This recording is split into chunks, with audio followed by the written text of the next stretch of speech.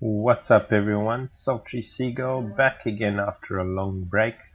Today I'm going to be bringing you the cold start, my cold start procedure for the F-16c, otherwise known as the Viper. So without any further delay, let's get into it. So first thing we're going to want to do is we're going to want to switch our power switch here, electrical switch, to main power. So right click twice on that. Then going forward, we're going to want to start our engine. We're going to use start 2, so left click once on that button and you'll hear the engine start spooling up. Close the canopy to get rid of some of that noise, so hold left control and C by default, hold it down until it's closed completely. Lock it in place by left clicking on the yellow lever here. Going to check our engine RPM. It's at 20%, so we're going to put our throttle to idle by right shift and home by default, and you will see RPM continuing to rise there, continuing our engine start. Then from the left side of our cockpit, we're going to start by turning on our IFF. So at this stage that involves just switching the master switch to normal,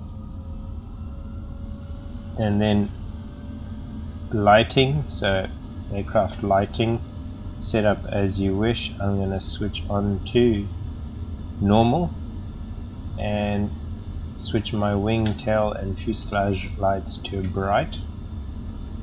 Radio is on.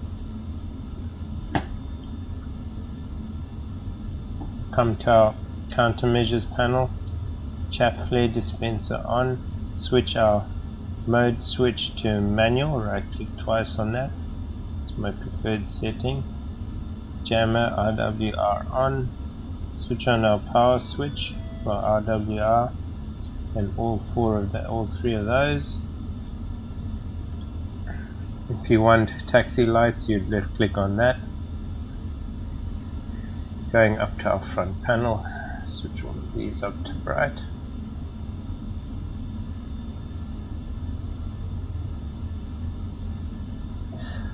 Go across to our back right panel now, and we're going to switch on these.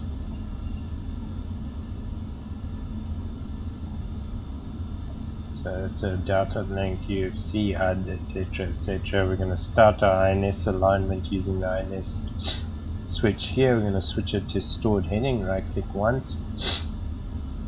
It's a faster form of alignment. Cockpit lighting as you wish. Switch them all to bright at this stage. Turn on our radar altimeter, switch to radar altitude, which is what I want. If you had the TGP on, which can only at this stage go on the right hand hard point, just right of center, you would switch on this switch here to be able to use the TGP, but we don't have one today, so it's not important. Uncage our artificial horizon here, so scrolling up till it hits, that little arrow hits the middle setting there, and it'll disappear. Then it'll scroll up a bit more just to set it as we want it. Now what we can do is we've got our INS alignment happening up here. You can see it's counting down here, this number. When that hits 10, our ready will flash, and we will also get a flashing align. Our align on the HUD will start flashing to tell us that alignment is complete, whereupon we can switch that switch into nav. In the meantime, I'm going to set up our countermeasures as I personally like them. So we're going to pressing list first, we'll see a list of options here. We're going to go to 7, which is our CMDS page. So hit 7 there, and in order to adjust our chaff and flare, we're going to go hit the sequence button here. So left click there, and we're going to come up with the chaff page for program 1, which is what we've selected here. So in order to now change this, what I want to do is every time I press the button, I want it to release one chaff and one flare.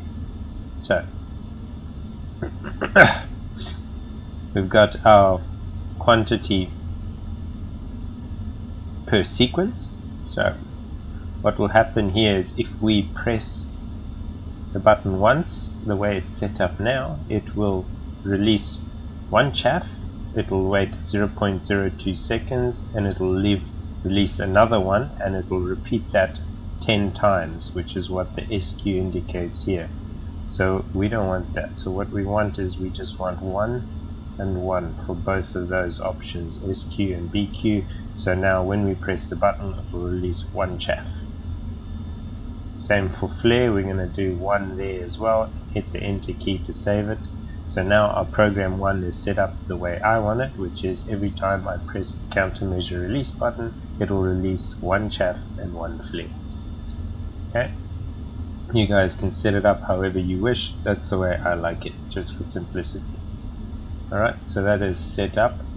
Our alignment is now complete. As we can see, it's flashing a line in the HUD.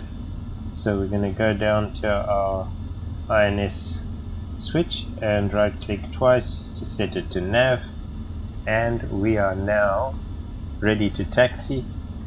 All that remains is to engage nose wheel steering. You can see the light lit up there to tell us that nose wheel steering is engaged. Default key for nose wheel steering is S, I believe, on the keyboard. Probably a good idea to have it bound to something on your HOTAS. One last thing, which normally you would arm up before you taxi onto the runway, just prior to takeoff, but something not to forget, and you can do it here, is to arm your ejection seat. You can see the illuminated light on the caution light panel there saying seat not armed. So that's one thing you don't want to forget. And you can either do it just prior to taking off, or you can do it now at your parking spot. So you left click on that lever and that would arm your ejection seat. So that's it for the cold start for the F-16c. Thanks for watching, guys. Hope it was helpful, and we'll catch you for the next one, where we will go over takeoff and landing from the F-16. Thanks, guys. Catch you next time.